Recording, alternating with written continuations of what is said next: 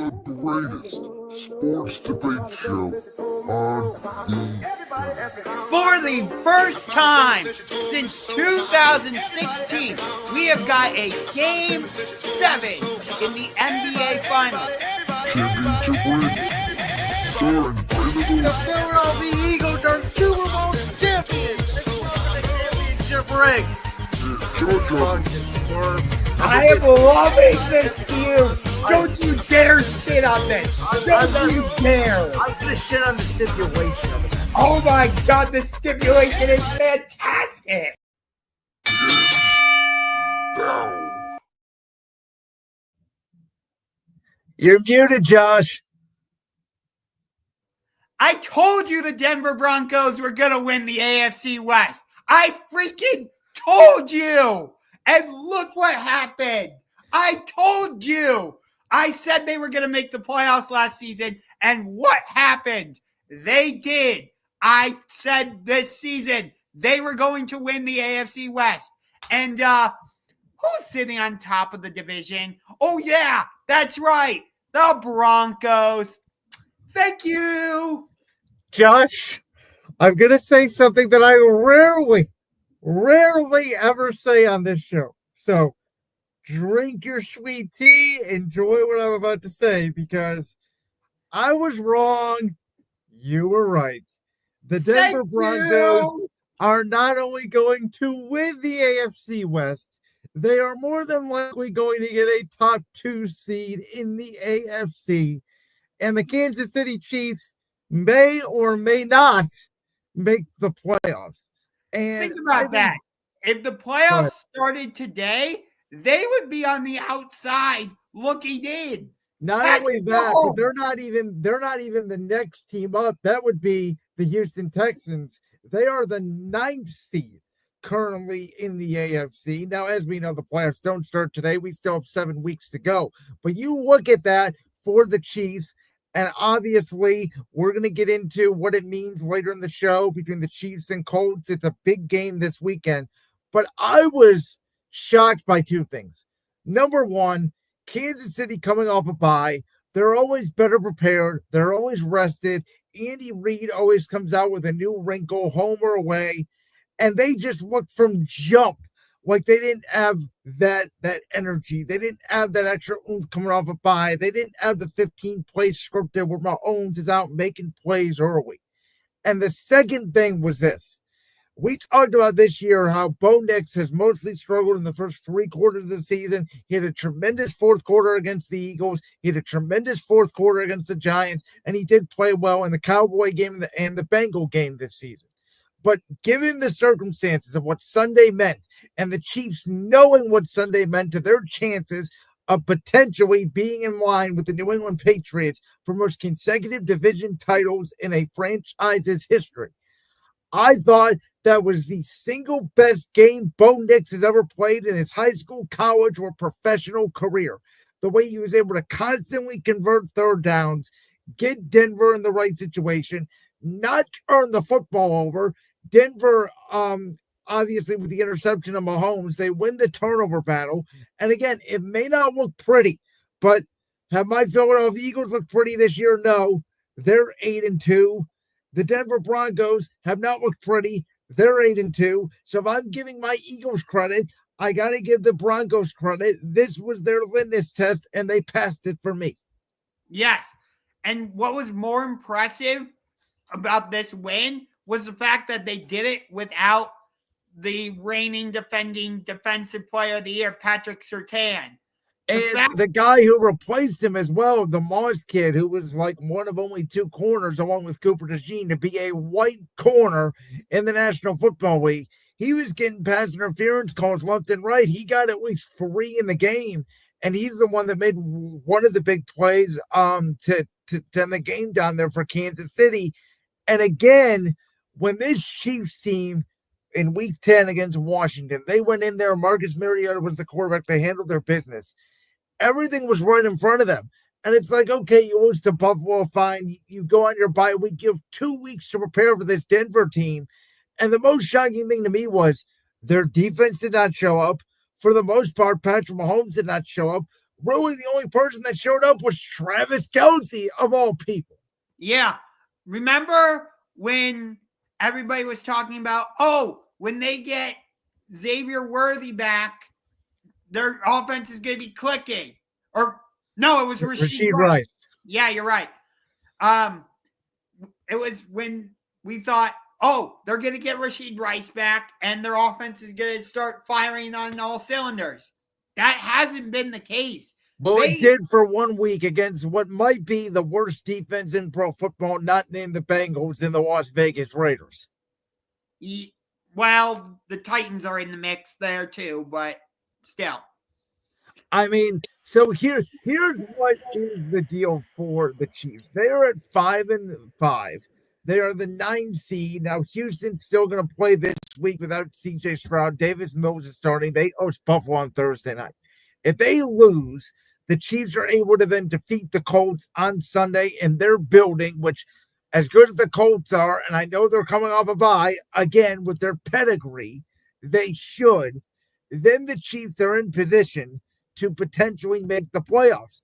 But what I cannot wait for, and what I really want to happen is this scenario. Josh, I think you know this. So week 17, the Broncos will go to Kansas City. It's Thursday night. It's the Amazon Prime game on Christmas night. I want the Broncos to actually lose that game, but still have control of the division. I want them to have the number 2 seed locked up. Because what I want to happen is in week 18, for the Denver Broncos to have the number 2 seed completely locked in to the point where if they win, they can't get the 1. If they lose, they can't drop to the 3. And I want them to basically decide, do we want to play the Chiefs? Meaning, do we want to rest all our guys week 18 against the Chargers and let the Chiefs get in and play them? Or do we play all our guys, try to beat the Chargers, and face Jacksonville in the wild card round? Because I think that'd be a fascinating decision by Sean Payton. Yeah, I fully agree. But we're talking a lot about the Chiefs. Think about this with Denver. Like you mentioned it, Bo Nix finally played a complete game, and they lost J.K. Dobbins for the season, but it doesn't seem like their running game was greatly affected. Well, that's because they haven't been able to run the football anyway, which is why I don't know yet if Denver is a perennial Super Bowl contender. Though I will say the one thing about Denver that works in their favor, they may have not been able to run the ball yet this year with J.K. Dobbins or R.J. Harvey, but they lead the league in QB sacks, and they have the least amount of sacks given up to Bo Nix, which means that for the most part, their offensive line and defensive line is controlling the game, which means that will travel. That is playoff football. And those stats tell you this team is a perennial Super Bowl contender. If they somehow are able to steal the number 1 seed away from New England, that makes things really interesting because you want to try and go into Denver and beat the Broncos in January when it's probably going to be snowing and not great conditions a mile high. I don't think so. Well, here's the interesting part. Let's say you're right in this scenario. Let's say Denver steals the number 1 seed from New England. Let's say New England stays the 2 seed. Let's say the Chiefs sneak into the playoffs and they're the 7th seed. And they got to go to New England for Drake May's first ever playoff game. And let's say the Chiefs on the road, because of Mahomes and all that, win that game. That means that they would automatically then go to Denver, with Denver coming off a bye, Bo Nix's first ever home playoff game, and he's got to beat Kansas City in his house again. I would put almost all my cards on the table that I would just say, I'm going to pick Kansas City and live with the result. Even with all their offensive issues. Yeah, because I think Denver's issues are the same as Kansas City's. Both teams can't run the football. What scares me about Kansas City, though, is we haven't really heard Chris Jones' name in the last couple games defensively, and it feels like Kansas City is so dependent on him to make their defense effective. You're absolutely right, because they haven't gotten the pass rush this year. He's had a down year, and Mahomes has had, I would say, a better year than last year, but not a fantastic year. And the crazy thing about the Chiefs this year, Josh, remember how everybody last year talked about, oh my God, they're so lucky. They're 16-1. They win all these one score games. Do you know that at this point this year, at the same point last year, the Chiefs are averaging more points a game. They've given up less points a game. They're averaging better in the turnover margin than they were a year ago. Last year, this time they were -5. Now they're +3, and yet they're 4 games worse. Yeah, and they have not had the same luck in one-score games. I think they're 0-5. They are 0-5, and last year, what were they, 12-0? Something like that. But in terms of Denver, yes, they don't really run the ball. But when Bo Nix has time, he's finding Evan Ingram, Cortland Sutton, Franklin, and he's making. Well, I'll disagree on the Evan Ingram front, because I can tell you I have him on my fantasy team. He's not finding Evan Ingram. But he is finding Franklin, who's stepped up for him a lot. He's finding RJ Harvey out of the backfield. He's finding Cortland Sutton down the field late in games. And they're just finding a way to win games. And again, I think that is turning into a skill. I think the NFL has never been worse at the bottom, and it's never been as close in the middle. So I don't care anymore how sexy it looks. I'm at the point to where, do you win games? And the Denver Broncos right now are winning games. Honestly, if the Super Bowl ends up being Broncos-Eagles, the final score of that game might be 16-10. Well, we'll get to Philly in a little bit. We got to talk about this NFC matchup, though, first. This was a game that I had the Rams -3 on, and the Rams were dominating the whole game. And then Matthew Stafford essentially decides to throw the ball on 3rd down and nowhere, give the Seahawks a chance. Sam Darnold, for the first time all day, is able to basically complete a pass because he returned to the Sam Darnold that we knew with the Jets and the Panthers, throwing 4 interceptions very early in that game. And yet you look up, and I think the story of this game is, yeah, Sam Darnold for 4 interceptions. Look at that Rams point total down there on our topic bar. They only have 21 points, and 2 touchdowns came in basically at the 10-yard line because of Darnold interceptions. So Seattle's defense did their job. Their offense did not come to play, or Seattle very well could have gone in here and won this game, which was only their 2nd loss ever for Mike McDonald as a road head coach. Yes, it does seem like the Rams defense is the kryptonite for Sam Darnold, because if you remember, when he was with the Vikings, he struggled against the Rams in the wild card round. Well, he also struggled against the Lions the previous week. I mean, as I brought up a couple weeks ago, this was my one fear about Seattle. They can beat anybody, but is Sam Darnold going to turn back into a pumpkin? And I don't think he's turning back into a pumpkin. I still trust him to make the plays. He could have very easily just shut down after those 4 interceptions, but he didn't. That's a good point. I'll give you that. He stayed in it. And did you hear? I think it was Ernest Jones from the Seahawks. He was very defensive, no pun intended, because he plays on the defense for Seattle. But he's like, we could have made some plays out there. He was defending Sam Darnold hard. Did you hear about this? I did not, but I think that's a good sign for Seattle as a football team moving forward. I am shocked by the way Seattle's defense, for the most part, shut down the Rams offense. Yes. And the only reason the Rams do not hold the number 1 seed in the NFC right now is because of that.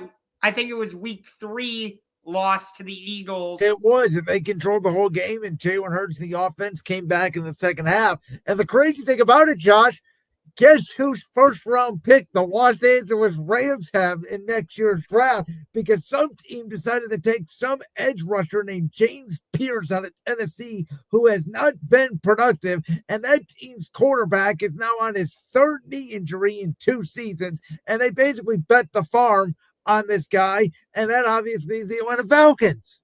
Yes, I would not be surprised if Raheem Morris is fired after this season. And I would agree. I mean, it's his second time as an NFL head coach. He failed in Tampa Bay. Yeah, I will say this, though. If the Cleveland Browns decide to move on from Kevin Stefanski, one of the guys I would interview would be Raheem Morris. All right. But I don't want to get off topic. Let's get back to the original topic at hand. What Mike Macdonald has done with Seattle, and again, I'm going to say for the second time, this may be the first ever time in the history of championship rings that I am acknowledging, like my tribal chief, that Josh Ungar was correct over me, because Josh Ungar, I don't remember, to be honest with you, if you picked Seattle to be a playoff team, but I know you said that they were going to be close, 9, 10-ish wins. I think right they around said there. 10 wins, but they were just going to miss the playoffs. And I said, I don't know, because I don't think Sam Darnold's going to work out in Seattle with this weather, and I don't know if Jackson Smith-Njigba is going to be a number one receiver, and he may be a top 5 wide receiver in the National Football League right now today.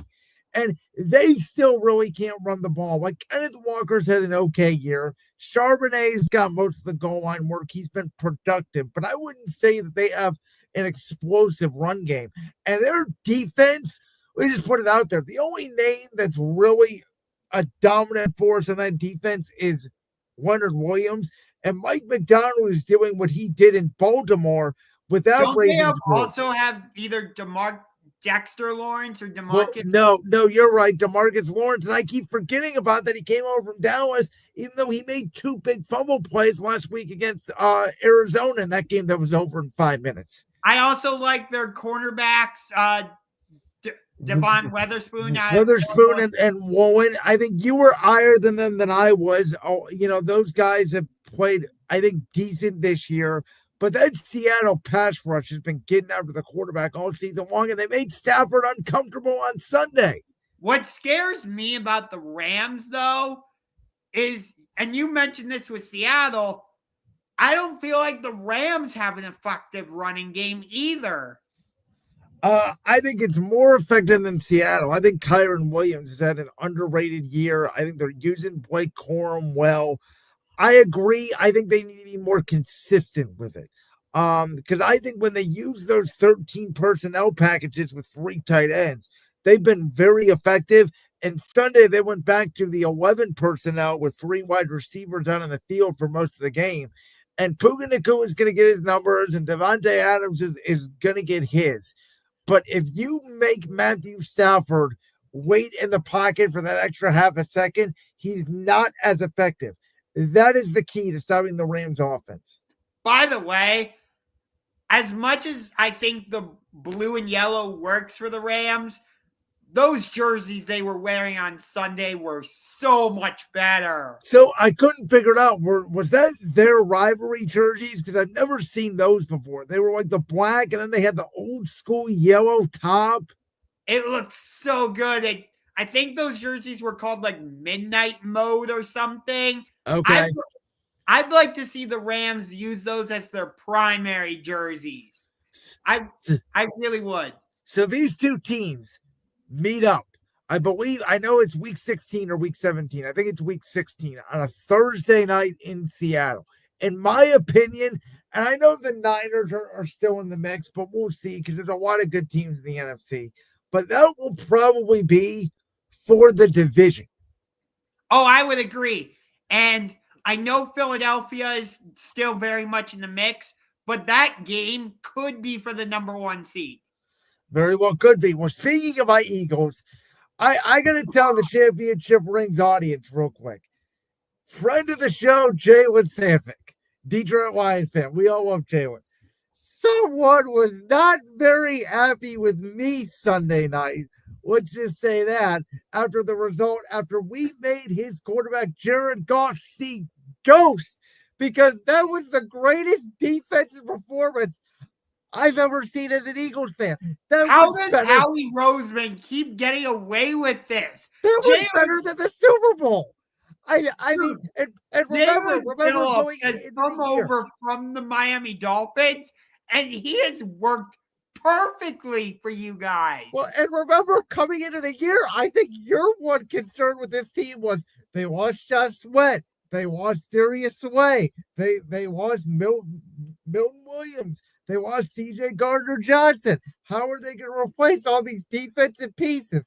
Well, it might take a half a year. We might need to make a trade here and there, but all of a sudden, this defense that has I don't know, 6 or 7 Georgia guys on it that were a part of that back-to-back national championship Georgia team, because during the Sunday Night Football intro, pretty much every defensive player said their college was from the University of Georgia. They're flying around. Quinyon Mitchell is playing like one of the best corners in the NFL, which has helped. He has shadowed the best receivers in the league. He took Amon-Ra St. Brown out of the game. And outside of a couple of Jameson Williams deep crossing routes over the middle in the second quarter, the Lions offense could not do anything. No, they really couldn't. And I know everybody's making a big deal about the pass interference call late in the game. I don't think, could the Lions have scored on that? Maybe. We don't know.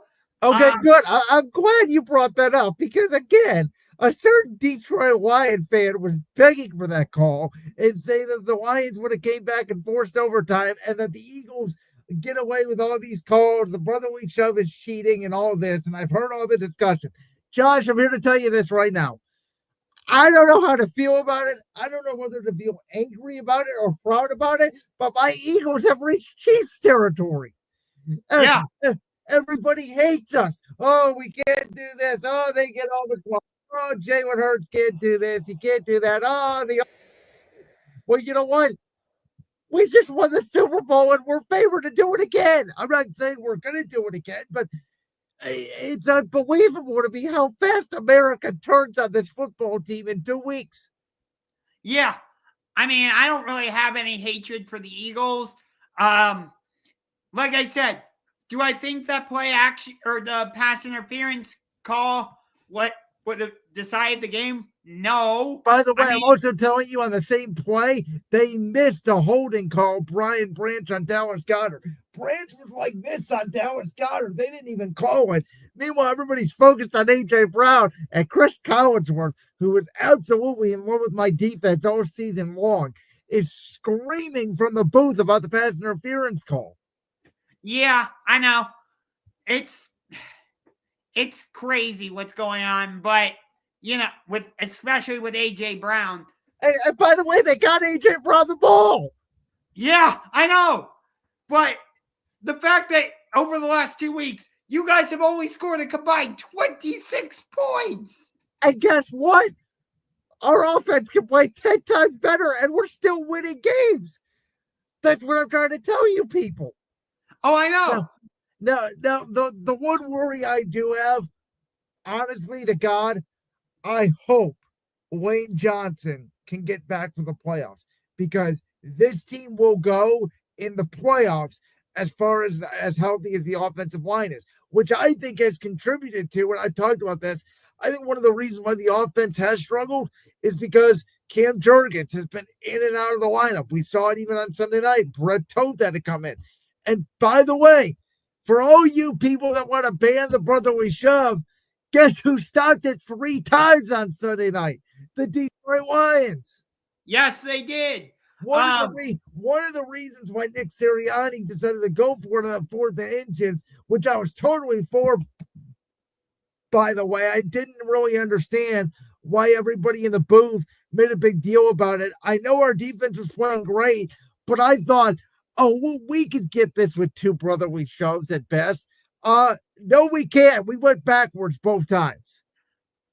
My bigger issue was, I know the wind was a factor, but Dan Campbell, why are you going for it 5 times? Well, you can tell, especially in the first half, the way the ball was coming out of both Jalen Hurts and Jared Goff's hands. I said, uh-oh, we better win the line of scrimmage or we're not going to win this game, because I don't think either quarterback is going to have a good day passing the ball.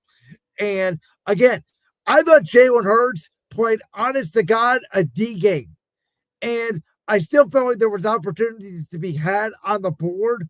And to me, it just shows that, again, there's going to be ugly games. Jalen Hurts didn't play well at the end of the last regular season. He really didn't play well against the Rams game in that divisional round in the second half. But they found a way to win thanks to a defensive stop. And then Jalen Hurts played what he always does in big championship games, which is he plays well. Yes, you are 100% right there. But everybody's making a big... By the way, did you hear about this baloney that's coming out now? That these reporters are now there's another week in the Philadelphia locker room that some people inside the Eagles organization may want to make a change at quarterback. That I haven't heard. There is no short of drama for this football team. When the hell am I going to wake up on a morning trying to enjoy the fact that for at least 2 more months I still can rest on my Super Bowl morals, and I'm reading, oh, A.J. Brown's going to get traded. Oh, they may want to make a change at quarterback. They're very unhappy that Jalen Hurts is taking this conservative approach against zone defenses. What kind of baloney is being fed in this organization? I don't know. But I want to focus more on the Lions side in this case, because, you know, against the Commanders, we all praised Dan Campbell for his play calling, and then that game happened. And I said at the time, I said, I don't like it when the head coach takes play calling away from the coordinator. I think it's different when the head coach says, okay, coordinator, you go call the plays now.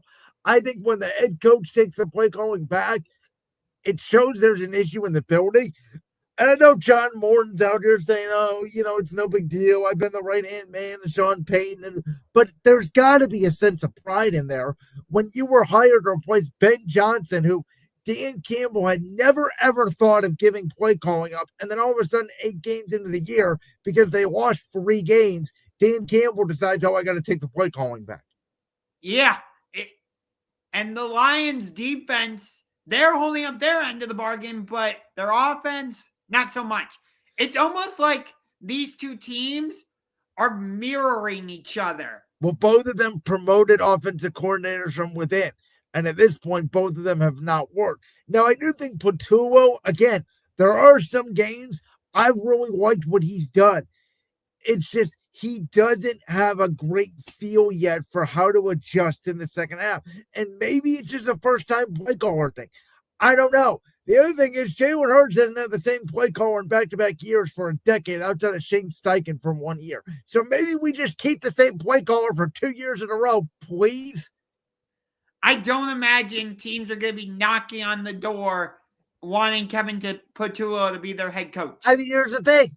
Kellen Moore only got one opportunity. It was the Saints. I didn't think Kellen Moore was going to be a head coaching commodity again after what we saw with the Chargers as an OC at the end of his Dallas tenure. All it takes is a desperate team, like, say, I don't know, the Giants, the Titans. If we win the Super Bowl again, do you think one of those teams would be like, yeah, let's just get their offensive coordinator? Yeah, that would be bizarre. I mean, like the Saints pretty much said, oh my God, the Eagles are in the Super Bowl. Let's go hire Kellen Moore. Yeah. I'm surprised they didn't want to get Vic Fangio. Well, I mean, Vic Fangio's on the record now basically saying that he doesn't want to be a head coach again.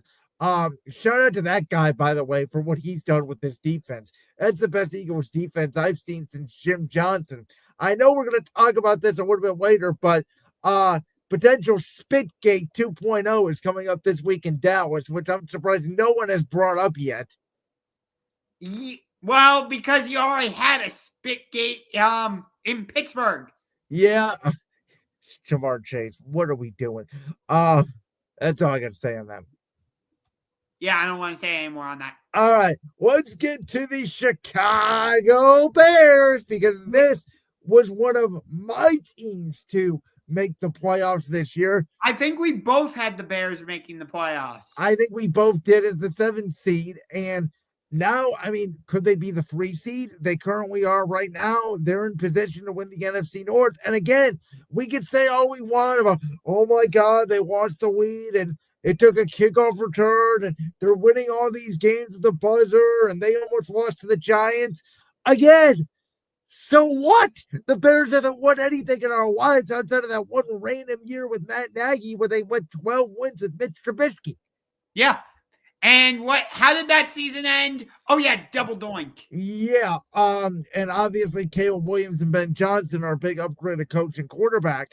And to me, the Bears defense has gotten better as the season goes on. Now, I think Sunday, I don't know what the hell happened to J.J. McCarthy because he looked like he didn't belong on an NFL field on Sunday. He was missing guys wide open left and right, so I will give you that.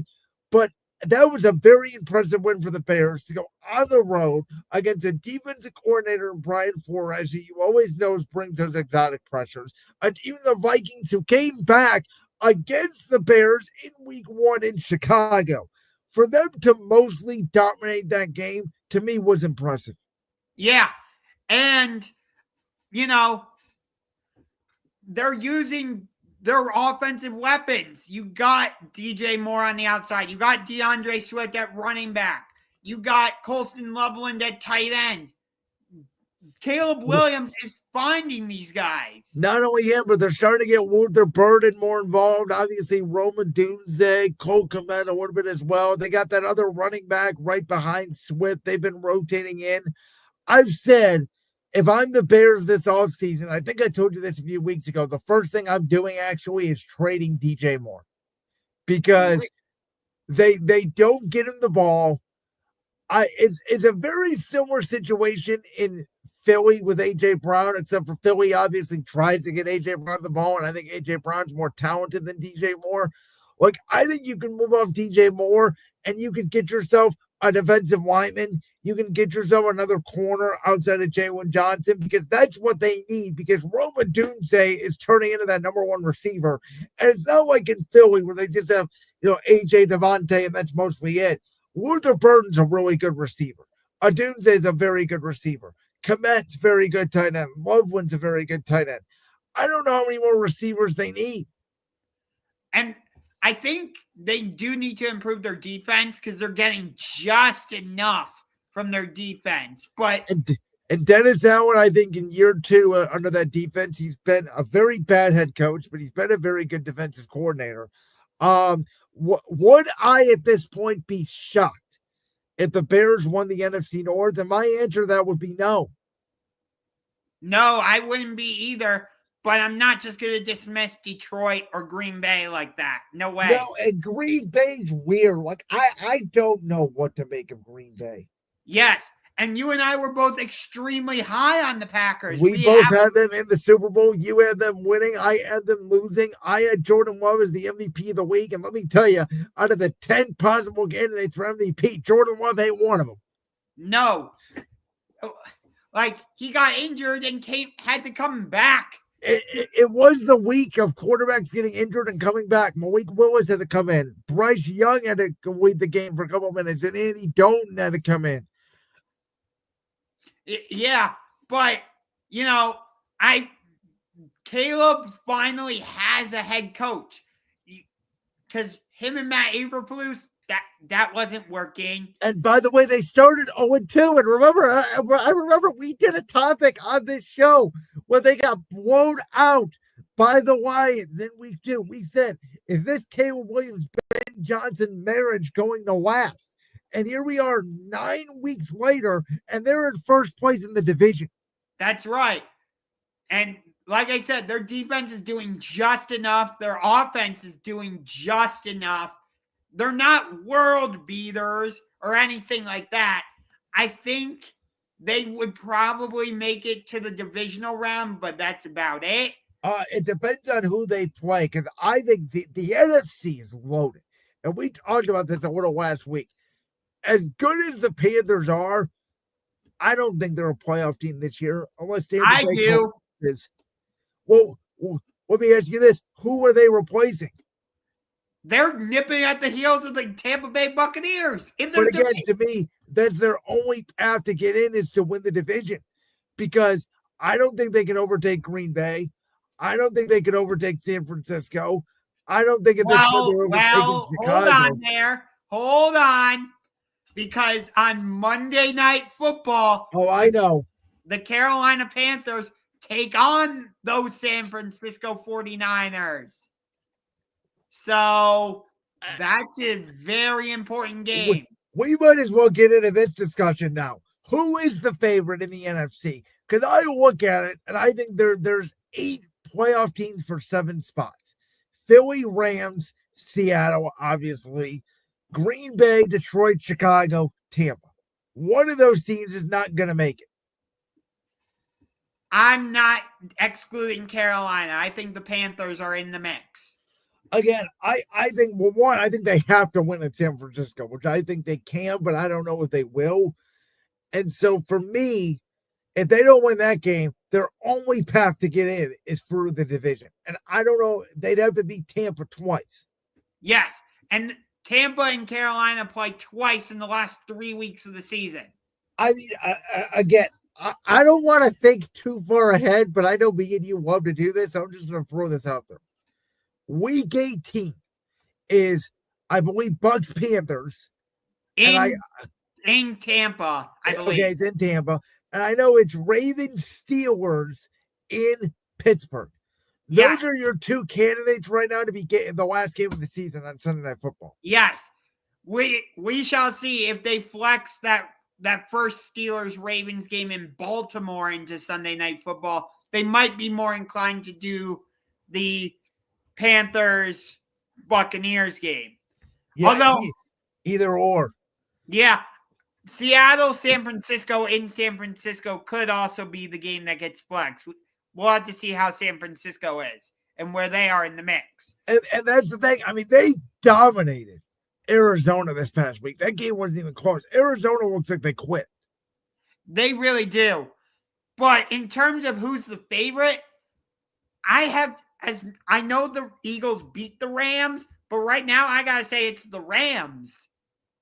Because I do like how Matt Stafford is playing with Puka, with Devontae. They're running the ball well. Like I said earlier, I'd like to see them use Kyren Williams and Blake Corum more so to set up the passing game. And then you got on the other side, Jared Verse, who is causing problems defensively. Byron Young. They played a fantastic defensive scheme against Sam Darnold, just blitzing him and giving him different looks. They basically turned one of Sam Darnold's strengths into a weakness in that game. To be the champs, you got to beat the champs. And I think my team should still be the favorite right now because of what my defense just put on tape the last 2 weeks against 2 perennial NFC contenders in the Packers and the Lions, holding them to a combined, what was that, 7 and 9, 16 points combined. Obviously, 6 points total in the first half because Green Bay did not score in the first half of that Monday Night Football game. And if there is one team that I'm scared of with the Eagles, that question will be answered based off home field advantage. Because if the game is in Tampa and they're healthy with Mike Evans, I'm most scared of the Bucs because we've already shown the ability we can go down and win in LA more so than we've shown the ability to go down and win in Tampa. But I think Baker and those boys would struggle if they had to come to Philly.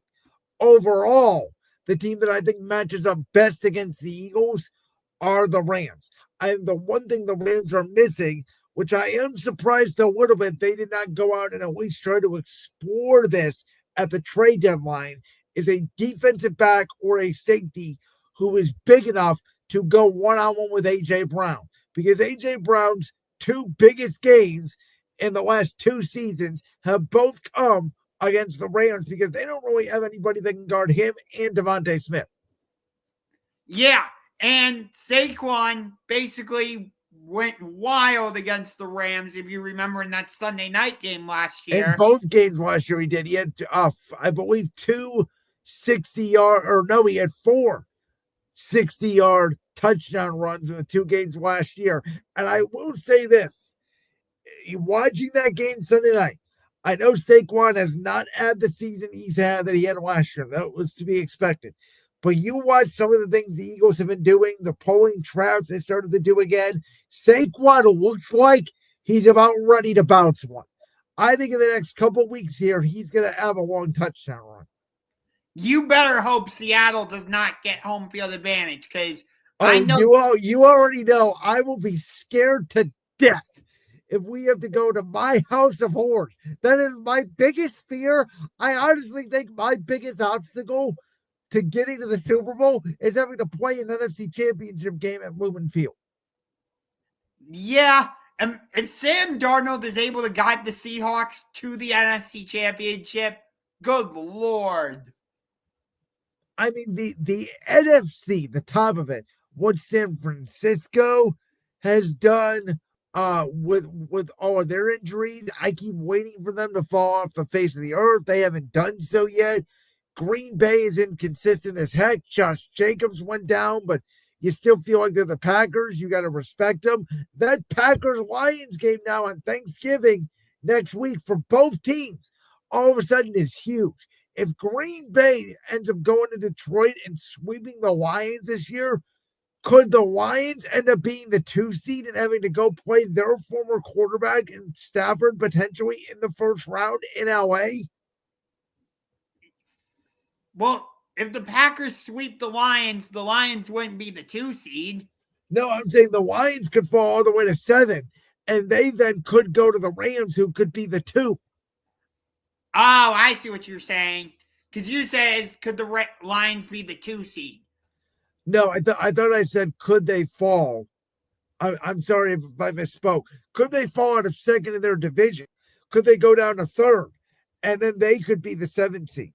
Yeah, they very much could. Because they're inconsistent with their offense.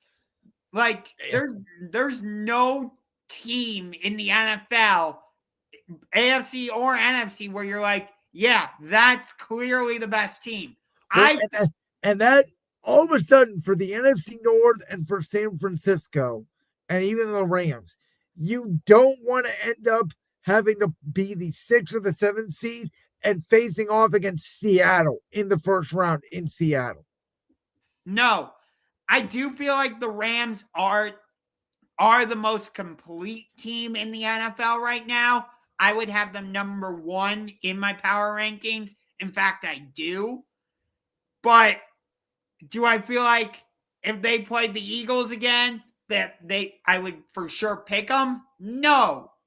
Do I feel like if they played, I don't know, the Patriots, would I for sure pick the Rams? I don't know. You know what that conversation sounds like to me? It sounds like the 2024 Detroit Lions, where everybody said, oh my God, they're the number 1 team. They won 15 games, but you're like, yeah, but maybe the best roster in the week is Philly. Yeah. So, that NFC now, like Philly's got Dallas this week, and don't sleep on this game because the Cowboys always play Philly tough. We know about the incident week 1 with Jalen Carter and Dak Prescott. We know Dak Prescott always plays well against the Eagles. I mean, that's a must-win game for both teams, if you ask me. Yeah, I would agree. And especially because, well, yes, it was against the Raiders, but the Cowboys defensively put on a clinic. Yeah, Ashton Genty only had 6 yards rushing. I never thought I'd see that day. No. And Dak Prescott has absolutely found the rhythm with CeeDee Lamb and George Pickens. If the Cowboys offense is clicking the way it has been, that could spell trouble for your Eagles. Josh, you had the Cowboys going 4-13 this year. They're 4-5-1 right now. Yes, I know. So, all right. Well, how about Josh Allen? he was incredible. Absolutely incredible. That might have been one of the games of the entire year. Would have won the game of the week this past week down there in Buffalo. It's back and forth all day. The Bills got one final stop. And you know what? Yeah, they kind of are a one-man Josh Allen show. But you know what? It gets them almost every year too. The AFC Championship game. I'm honestly surprised they didn't make any moves at the trade deadline. I thought for sure they were going to trade for a wide receiver. Well, again, I think they tried. I think that they wanted to go big game hunting and try to find a number one. I wouldn't be surprised if they gave Howie Roseman a call for A.J. Brown and they hung up the phone. We know they were aggressive in trying to get Jalen Waddle. I would agree with you. I mean, Khalif Shakir, who's been probably their most reliable receiver, had one catch for -3 yards. Dalton Kincaid missed the game. And yet, James Cook had a receiving touchdown, but really, Tampa Bay could not stop Josh Allen was the story of the game. You are 100% right. What do you have, 6 touchdowns? At least 5. He had at least 2 or 3 rushing and 2 or 3 through the air. Yeah, and I said it a couple weeks ago, and I'll say it again. The Buffalo Bills window isn't closing. It is closed. So you still believe that even after they go in and beat Tampa? Yes. I still firmly believe that. So you're saying this year they have no shot to make, I won't even say Super Bowl. They have no shot to make the AFC Championship game. No. So in a hypothetical scenario, if Buffalo were to go to Indy first round, you would pick the Colts. That is correct. See, again, I think in the playoffs, it's all about the quarterback, and I'll just close my eyes and I'll take Josh Allen over Daniel Jones, and I'll live with it. It's because of Jonathan Taylor. Jonathan Taylor's having a career year, and Indy could absolutely run the ball down Buffalo's throat. Sean Tucker had an incredible game.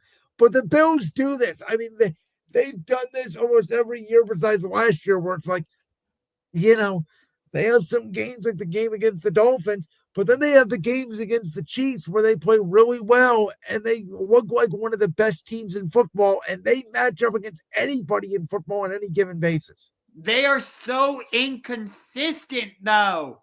Like, how do you go from beating the Kansas City Chiefs to losing against the Miami Dolphins? To putting up 45 against the Buccaneers. Yeah, that's exactly what I mean. They are extremely inconsistent. They got gashed by Bijan Robinson down in Atlanta on Monday Night Football a few weeks ago.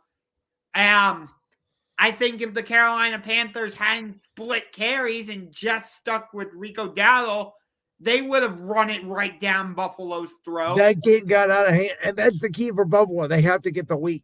Their offense has to start fast, and they have to force teams into passing situations. When they get the lead, that's when they're hard to beat. When they're behind, that's when you can start teeing off on Josh Allen because you don't have to worry about him or James Cook running the football. So if you remember, I said that the Panthers game would be a trap for the Bills because they were playing the Kansas City Chiefs the following week.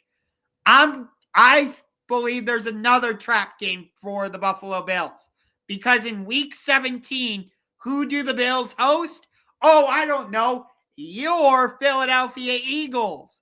Who do they play in week 16? Oh, they have to go face their Lake Erie brothers, the lowly Cleveland Browns. You don't think the Browns defense can cause problems for the Buffalo Bills? I think by that time the Browns may not have a football team left. I'm going to say it right now, and I said this in my other video. I think the Browns are going to beat the Bills in that game. You know what? I don't think it's the craziest thing you've ever said. Okay. Speaking of the Browns, since you brought him up, let's talk about it. The guy finally got into the game. I almost texted you, and I think I was about to hit send, and then he came in the game, and I think I just forgot. Honestly. And his house got robbed. Listen, so it was bad. There's no denying it, but I will say this. Josh, for the first time, I think in about 2 years, when number 12 stepped out on the football field on Sunday, I thought of you and I thought of every Browns fan in America because for the first time in a couple years, I thought you guys actually had some hope because he may have gone 4 of 16, but by God, those 4 balls that we had some zip on him, unlike the other quarterback that's back there who can't see over his offensive line. And it sounds like he's going to be starting on Sunday against the Las Vegas Raiders. And so, correct me if I'm wrong. Were you at this game on Sunday or no? No, I am not going to any more games this season. That's reasons. Right. You said so. My apologies. So you heard on the television broadcast, Andrew Cataline, Jason McCourty, and Charles Davis. They were all begging the Browns, can you please throw the football outside of third down? Why are they going run up the middle, 2-yard crossing route, punt? That was their entire offense, the entire bleeping game. And it makes me believe personally that either A, Kevin Stefanski has been told, you're safe, tank, or B, he's the worst offensive coach in the history of football because they have no identity on offense whatsoever. It doesn't matter who the quarterback is. Yeah, and well, Kevin Stefanski isn't even the one calling the plays. It's Tommy Rees. But it hasn't gotten better. I would argue it's gotten worse because the Browns got basically 2 touchdowns on a gift. 10 points, I'm sorry. One of them was on the muff punt on the windy day. Baltimore just muffed the punt. And the other was a pick 6 by Lamar Jackson, who not even arguably did play the worst game of his career. And by the time Shedeur Sanders came in the second half, you knew there's no chance in hell the Browns are winning this game because they can't move the ball 5 yards. Yeah. And from what I've heard, the offensive line said they hadn't heard Shedeur's cadence at all. Because he hasn't gotten one single snap with the first team the whole year, which, by the way, is not unusual. What is unusual, which they talked about on the broadcast, was the Browns are doing periods with just rookies after practice because they have so many of them that can't play. They want to get them like 10 snaps. Whoopty freaking do. I do think this is a good opportunity for Shedeur. He's going up against a bad defense. And the Browns defense has been bad on the road, but come on, they should shut down the Raiders. The crazy thing here is, do you know the Raiders are favored by 3? I know they're at home, but the Browns were favored by 3 against the Jets. I mean, shouldn't the Browns then be favored? The Browns have lost 5 straight against the Raiders. They haven't beaten the Raiders since 2014. Folks, I don't advocate gambling very much on this show. I respect everybody's wishes. If you want to toss your money away, put something down on this game. I have no idea who in their right mind would decide to bet this game because I have no idea how this game is going to go. In my mind, the Browns should run the football down the Raiders' throat, use play action, get Shedeur easy passes, and they should kill him. Honestly, this feels like it could be a 16-9 type of game. Feels like it could be a 6-3 game. Who are we kidding? I mean, Max Crosby, the Browns have the worst offensive line in football, and the Raiders probably have the second worst. If Max Crosby can come in and kill the game, so can Myles Garrett. Myles Garrett's having a career year, and you know what? I'll be honest. I don't give a single shit because it hasn't meant shit. No, it hasn't. And you know what? I've been saying the Browns should trade Myles Garrett, but guess what? I'm changing my tune, and here's why. He made his bed. He has to lie in it. It's exactly what I said last week. And to be honest with you, as good as you're a fan of this, you could have made an argument the guy that could have traded was Njoku. Yeah. And yet all they did was trade Joe Trinan or something. For a 6th-round pick. They're stacking picks. And by the way, as much as I like this Mendoza kid out of Indiana, he's going to come here and get killed. Yep. Or Ty Simpson, who I don't think is ready for the NFL at all. No. I'll just put that out there right now. And that's the problem. The Browns have 2 first-round picks, And that Jacksonville pick all of a sudden, with the Chiefs losing, it's actually bad for the Browns because now the door's open for Jacksonville to make the playoffs. Yeah, which I do think the Jaguars are going to make the playoffs. Okay, so I know that's a little bit off topic, but let me ask you then: if Jacksonville makes it, who are you taking out? So you got the Patriots coming out of the AFC East. You got Broncos, Chiefs, or Broncos and Chargers at least. And then from the AFC North, sorry, Pittsburgh, but you're not making it. It's going to be Baltimore. You could put Buffalo in there. Oh, I think Buffalo's 100% making it, and I think Kansas City's 100% making it. So if Jacksonville's going to make it, to me, the team you're taking out is the Chargers. Indy. So if Jacksonville's making it, to me, the team you're taking out is the Chargers. Because I think their offensive line issues may be too much. They may fall apart. That's the problem. Is I don't know if I can trust the Chargers. So, I mean, that's fair, but the bottom line here is everybody that wants to automatically come out and say, see, I told you, this is the reason why Shedeur won in the 5th round. He wasn't ready. Did you see by the time he dropped back, he was running backwards? And yes, it was a terrible look, but it's because he has no receivers open. The scheme is terrible and he had no chance to succeed.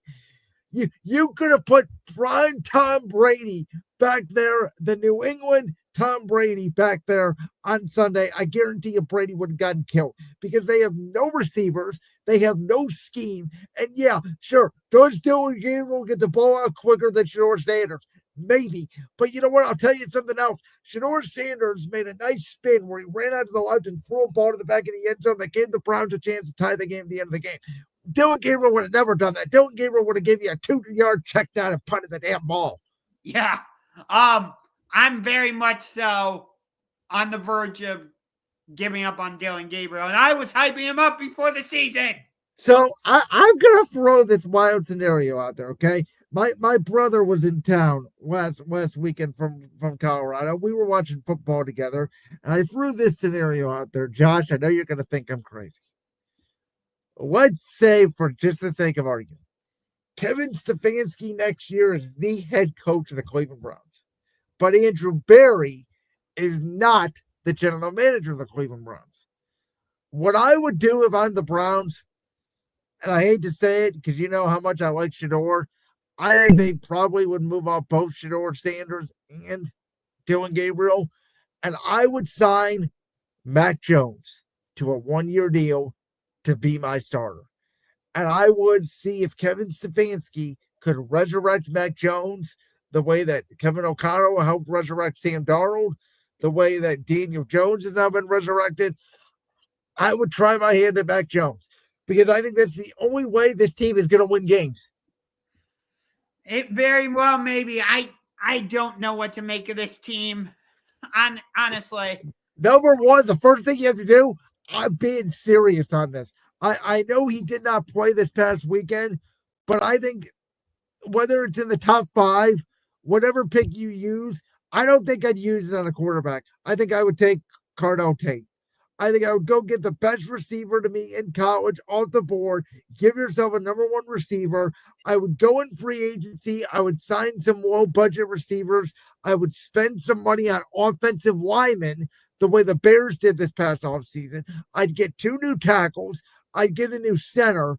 And I would completely redo the receiving core and go get Mac Jones, my quarterback, and see if that solves the issue. Because, and by the way, the other guy I'd look to move off of is Denzel Ward. Because as good as he is, he's had some injury history. He's a little bit older now. You have other good corners in the room. I don't think you necessarily need Denzel Ward at this point. Because to me, you got to fix the offense. Because it's the only way this team's going to win games. Yeah. The offense is absolutely garbage. You can make a case. You can move off Njoku because you also have 2 running backs that you really like in Dylan Sampson and Quinshon Judkins. That I agree with. I think we could move off Jerry Jeudy, honestly. Well, yeah, but the question is who's going to want Jeudy? That part is true, yeah. I would like Jeudy if you told me he's your number 2 or your number 3. not your number one, which ones that you have to go get a number one receiver for this offense because you're not paying the quarterback anything. You're not really paying Deshaun Watson. It's more so, backloaded cap. If you cut him, he's not really effective on your salary cap because he didn't play in 3 years. Good God. If he ends up playing this season, I don't know. Let's get to our tough games for week 12 of this season. I will kick things off here. And I already know what your number one is. I will go backwards this week from 5 to 1. At number 5, it is a battle in the NFC North between J.J. McCarthy and the Minnesota Vikings against Jordan Love and the Green Bay Packers. Packers are ahead of a pivotal Week 13 game on a short week Thanksgiving against the Lions. And the Vikings, who have had some history the past couple of years going into Green Bay and winning. They did so a year ago. J.J. McCarthy now, his third division game in 4 weeks. He really needs a bounce-back game.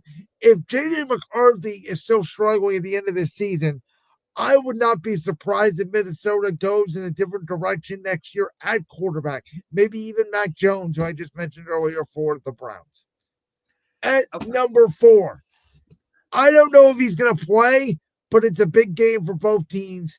And in him, I mean Aaron Rodgers. I'm going to the Windy City, Steelers-Bears, as the Bears try to keep pace for the number 1 seed in the NFC North, while Pittsburgh is trying to hang on to that number 1 title in the AFC North, barely over the Ravens.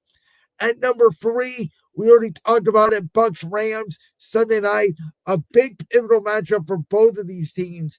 The only way Carolina's got a shot to get back in the NFC South, Tampa losing to the Rams, Carolina then beating San Francisco would give a huge boost for the Panthers. The Rams are obviously trying to keep pace, not only in their division, but with Philadelphia for the number 1 seed.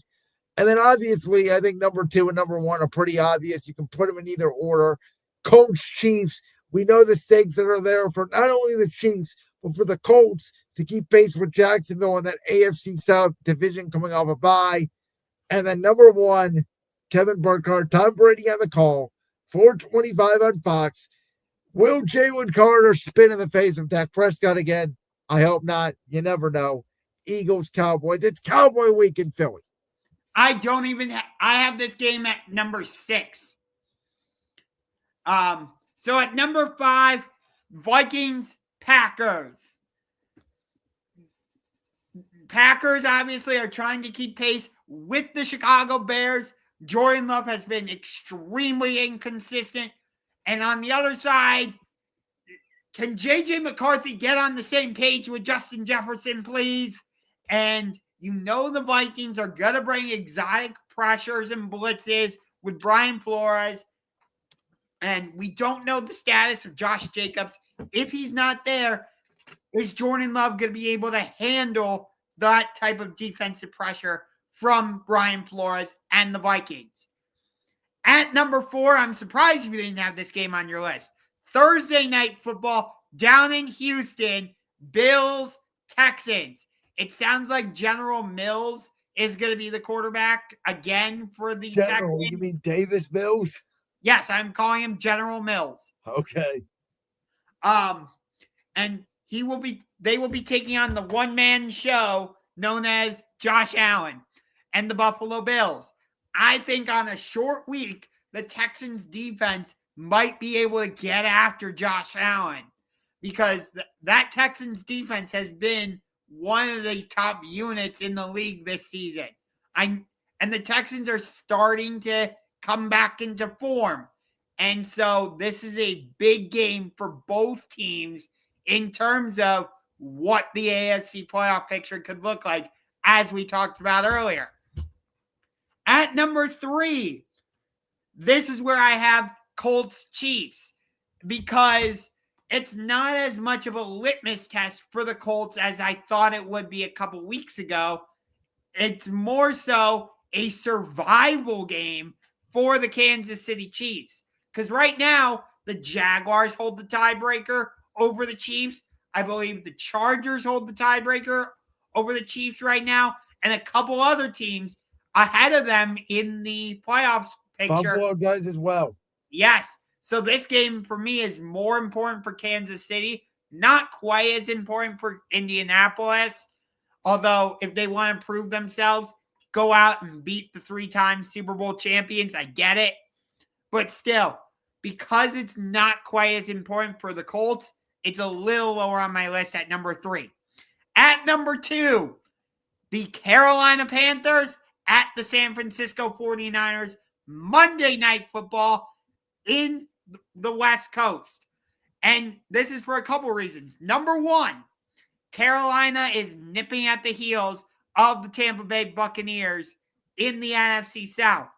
And you know how hard I've been on Bryce Young throughout the season. You've been driving the Panthers. I'm going to call you the Panthers guy on the show. Yeah, well, you've been the Bears fan. So I guess there you go. But if the Panthers can go out to San Francisco and beat a formidable 49ers team, because yes, they are beaten up, but they are still very effective on defense. If the Panthers can go out there with Bryce Young, Ted McMillan, Rico Dowdle, and beat the 49ers, you have to take them seriously. And this game comes at an interesting time for the 49ers because following this game, they have to go on the road and play the Cleveland Browns in Cleveland. So not only are they losing a day of practice by playing this game on a Monday, but they're also going to lose another day because they have to travel out to Cleveland. So that basically means they only have Tuesday, Wednesday, Thursday, maybe Friday to prep for the Browns. So that's part of the reason why it's number 2, because of that factor. I know that might not make a lot of sense, but for me it does. Just go with me on that. And at number 1, Sunday Night Football. These two teams have had some classics over the past couple of seasons. Just go back to the divisional round in 2021 when Matt Stafford found Cooper Kupp wide open for what was eventually going to be the game-winning touchdown. I love when these two teams play each other. You got the LA Rams coming off of a big-time win at home against the Seattle Seahawks. You got Tampa Bay coming off of a very competitive but close loss against the Buffalo Bills on the road. Now they have to travel out to the West Coast. You know, you mentioned it. If Carolina wins on Monday and Tampa loses this game, you got an interesting dynamic in the NFC South. LA's trying to maintain their lead over Seattle in the NFC West. Seattle plays at Tennessee. So this game is important on both sides. So that's why Buccaneers, Rams is my number 1. The only thing I'll comment on is I have no interest in watching Davis Mills. If CJ Stroud was playing, I'd 100% agree with you. I think the Texans defense is going to keep it close. It's like, I got to watch Davis Mills instead of CJ Stroud. It's such a downgrade. That part is true. The only reason I don't have Eagles Cowboys on my list is just because they did what they did against the Raiders. I don't view them any differently, though. I think it's going to be a fantastic game. And it's on the same time as the Browns game, so I'm going to have 2 screens going at the same time. I won't be able to watch either game because I'll be at Rocket Arena to see Kawhi Leonard, if he's healthy, and the beard James Harden go against the Cleveland Cavaliers. We're going to talk about the Cavs in a couple of minutes. Before we do, Josh, your former head coach, James Franklin, he's got a new job. And it's at Virginia Tech. This came out of left field to me, but I'll be honest with you. This really didn't come out of left field. It seemed like once he got let go, it seemed inevitable that he was going to end up at Virginia Tech. But See, I didn't know if it was going to be this quickly. I kind of like the fact that it was quick. It's in the season. He can start establishing his culture, start recruiting for NIL, which Penn State does do. It's not like he's afraid of NIL. I think he's a pretty good recruiter. I don't think James Franklin is the best coach in the world, but I think he's a pretty damn good college football coach. And I think in the ACC, which is, in my opinion, a very weak conference. I don't think Pittsburgh's any good. I know they were ranked before they lost to Notre Dame. I don't think they're any that impressive. I think Clemson's a dumpster fire who refuses to use the transfer portal. I think North Carolina is an absolute dumpster fire with Bill Belichick. Miami, I think, is good. We'll see. Obviously, they won't have Carson Beck. We'll see what they're like at the quarterback situation. I'm not saying he's going to win right away, but would it shock me in like 2-3 years if he takes the Lincoln Riley route or the Marcus Freeman route and just gets Virginia Tech to the playoff? No, I don't think he's going to have a lot of success once he gets there, but I do think to make the program relevant, this is a really good fit for him. Yeah, and Virginia Tech has one of the best entrances in all college football with Enter Sandman. If he can get Lane Stadium to be like a difficult place to play, that's a huge win right there. Again, James Franklin is not the best college football coach in the world, but he did always have you guys, even though we all joked about it and we said, well, they're never really a true contender. But for the most part, he always did have Penn State somewhere within the top 10 for most of the season in a very competitive Big Ten with now the likes of Oregon and Ohio State and even Indiana this year. Penn State was ranked above them all to start the season. Yeah, and Michigan. And Michigan as well. And he did have a little success against Michigan, though not a lot. He did beat Ohio State a time or two as well. So, listen, now he's not going to be going up against those guys. Maybe he might struggle against Clemson if they ever get their act together. I doubt they will. He might struggle a little against Florida State, but again, I think James Franklin goes from he may have been the third or fourth best coach in his own conference, tied for first. Yeah, I would agree. I think this is a great. I think this is a great hire. I think all these Virginia Tech fans saying, oh my God, I can't wait to choke at the big game. Yeah, you probably will. You're not going to be as good as Alabama or hell, even Oklahoma. But look at Oklahoma for an example, right? When Brent Venables got there, we all thought, this defensive coordinator out of Clemson, how the hell is he going to recruit? What the hell? They let go of Lincoln Riley, and all of a sudden, look at Oklahoma. They're a powerhouse in the SEC. Yes, they are. They've beaten Alabama 2 straight years. And the other thing is, in college football, I would say even more so than the NFL, look at Urban Meyer, right? He was successful at not only Florida, but Ohio State as well. And he was obviously at Utah for a little bit. I think there is this sense of it. Nick Saban as well was at LSU and then Alabama. I think college football coaches generally, outside of Brian Kelly, it seems like, succeed better at their second job than their first. Yeah. Well, Brian Kelly didn't really succeed too much at Notre Dame. Well, that's what I just said. I didn't know if he was a head coach elsewhere other than Notre Dame before he got that job. I want to say he was the head coach at Cincinnati, maybe. You could be right. Again, I'm not deep in the archive as college football as you are. And I also think now with NIL, and we're seeing it this year, right? Texas A&M. I know we were texting back and forth on Saturday because Texas A&M was down 31-3 at halftime. They had the incident with the police officer, which still have no idea what that was about. And then they come back in this crazy comeback. But you're watching all these games, and it's like, man, I said it a couple of weeks ago. Outside of Ohio State, who they look like the fastest team in college football. There's about 7 or 8 teams where any given Saturday they could win. Yeah, Ohio State's going to destroy Rutgers on Saturday.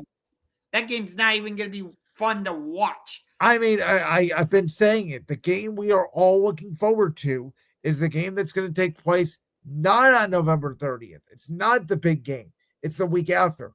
Even if they lose to Michigan, again, by the grace of God, on December 6th, Ohio State is very likely going to be number 1, and Indiana is very likely going to be number 2, and they're going to meet in the Big Ten Championship. Well, not if Michigan beats Ohio State. Well, if they lose to Michigan, I don't know. Would they put in Oregon over Ohio State? Oregon has 1 loss to Indiana. I don't know. I truly don't know. I would think Ohio State would get in over Oregon just based off. I don't know what the tiebreaker is in college football, though. I'm not entirely sure. Conference record, maybe.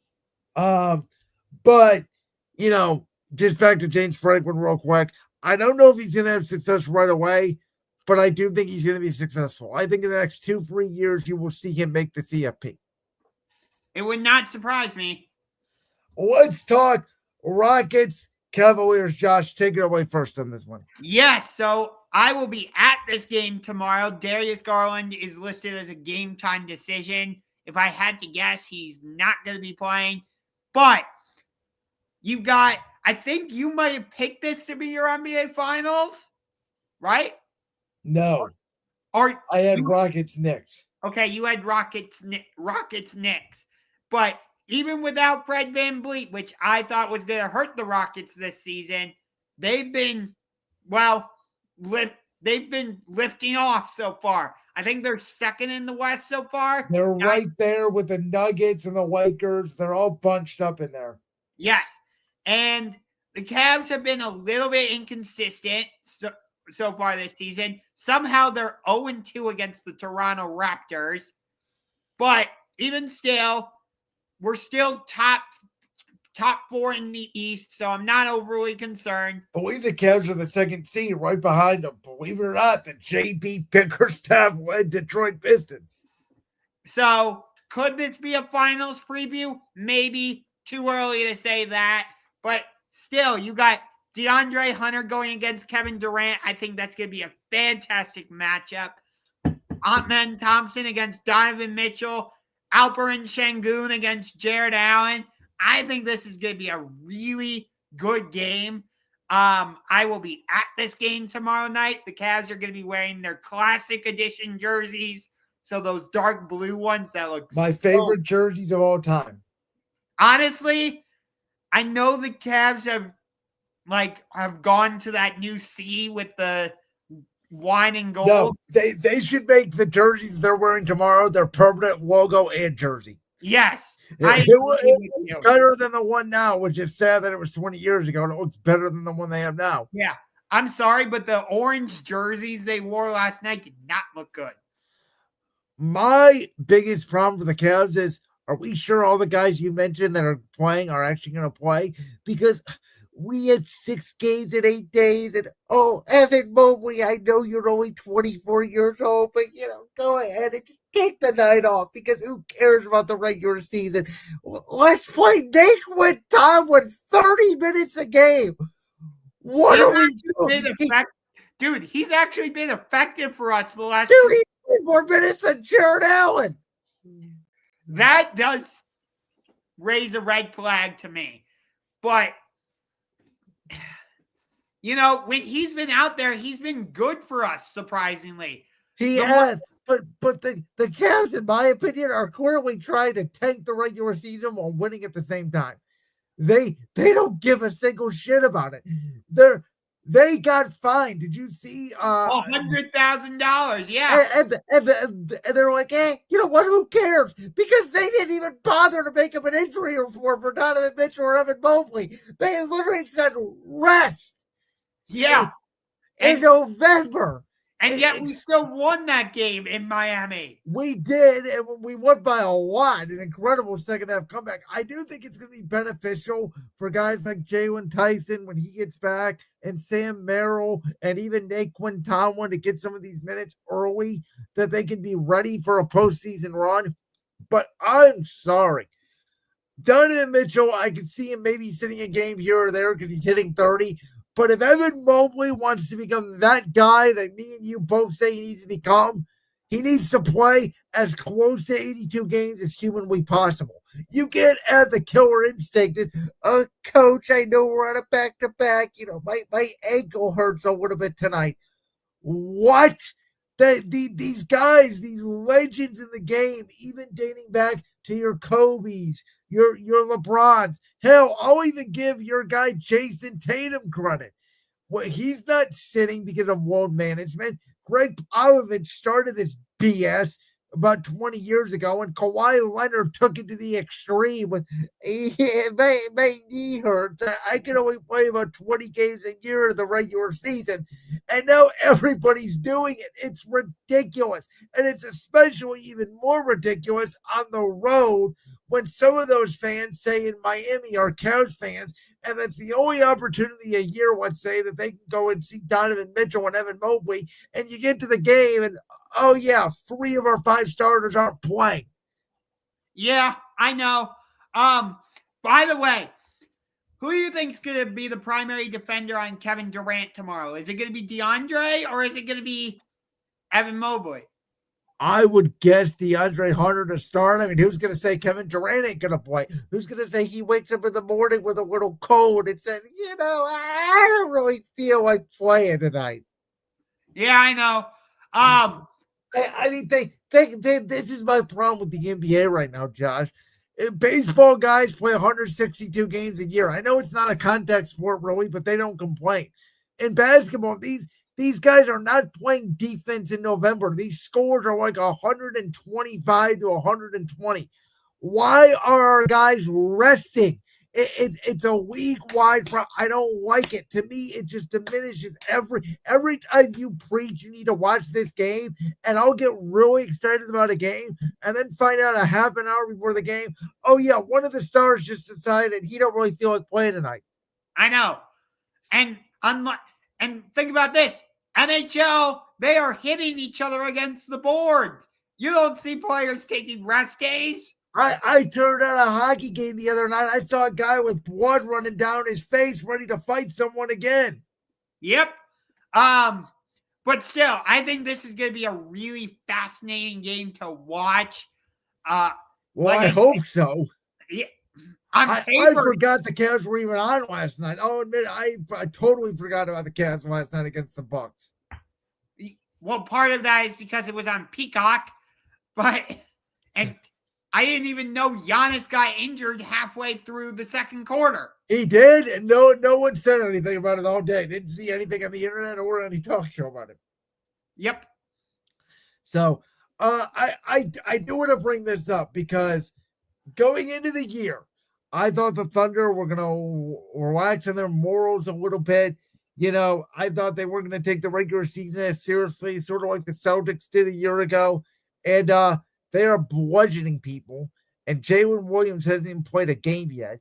And they look like the fastest team out there in basketball by far. It doesn't even look close. They went to double overtime the first 2 games of the season. And since then, they said, screw this. We're going to beat every team we possibly can by 35.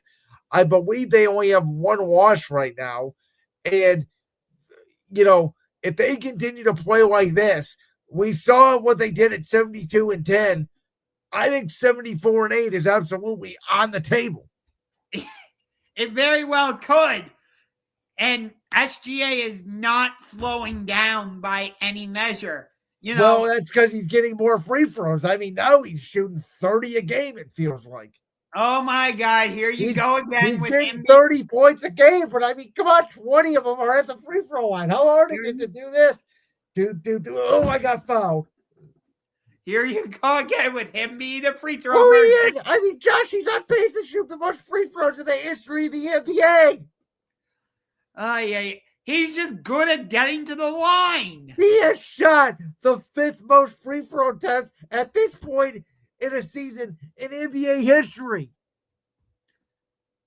He's a 6'3" guard. It's pretty impossible to foul a 6'3" guard every time he goes to the hoop. And it's not like he's, settling for 3-pointers. I give him that. He's attacking the bucket, but he is mostly anytime a defender gets close to him, he's feeling some sort of maybe a little contact, and he's jumping and he's getting the call. He's doing the James Harden.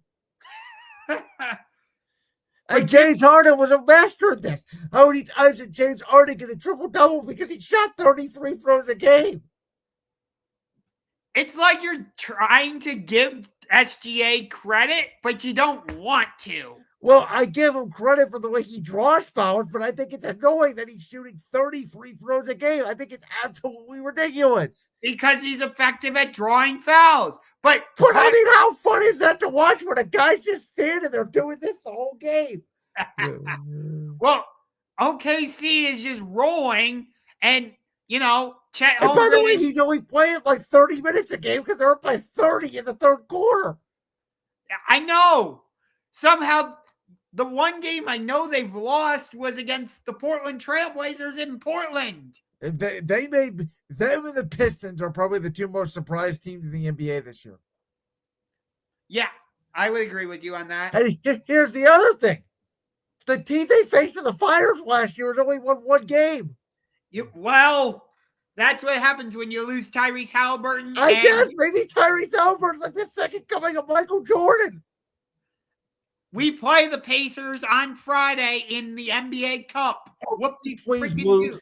Can we please lose? I want nothing to do with this stupid NBA Cup. I don't want extra games. I don't want to be involved in it. I think it's the biggest waste of time. Outside of the fact that our court looks fantastic, probably the best court in the entire NBA, I hate the whole concept of it. Yeah, the court is good. Didn't we have like specialized jerseys for the Cup games or something last season? Maybe last year. I think this year we just wore our regular wine on the wine court. I don't even remember. We wore our black jerseys the last time we played on it. Okay. Well, see how much I know. I know we're 1-1 in this cup. I know the tiebreaker is total points scored. So they encourage you to pour it on in these NBA Cup games. Maybe SGA will shoot 50 free throws in his next NBA Cup game. Yeah. Our next two Cup games are against Indiana on Friday and then at Atlanta. And Atlanta's always giving us trouble. Who knows? Maybe they'll pop something off. All right. I think that'll conclude this edition of Championship Rings. Thank you guys so much for listening to us tonight. It was a fun, spirited show. A lot of back and forth. I appreciate my debate partner, as always, for sticking with me now for 101 episodes. That's right. So, happy Thanksgiving. Probably not going to be doing a show next week. We'll be back the week after. But absolutely. I just for the people at home, I am moving residencies, so I will not be available. I am moving in the thick of the holiday season. I cannot wait with a little smirk on my face. But no, nonetheless, I am excited, folks. But moving is hard, especially when you are in the middle of the holiday season and everything. So I have told Josh I will not be available next week. If Josh decides to do a special live stream or whatnot, we may do so. But if not, enjoy your Thanksgiving, and we'll be back in 2 weeks to break down all of the NFL action, to break down, I'm sure, the NBA Cup Finals. And by that time, there will be some wrestling that we will probably need to go over and get ready to prepare for John Cena's final match as well. I'm sure we'll somewhat talk about it. Yes, we have AEW Full Gear this weekend. WWE Survivor Series War Games next weekend. Brock Lesnar and Roman Reigns are back. Yay. And we'll be post the Ohio State, Michigan, Georgia Tech, Auburn, Alabama rivalry week. So that Tuesday night, I believe would be December 2nd, we're going to have a massive show. Yes. And with that, we'll see you guys next time on Championship Rings. A salute to you. See ya.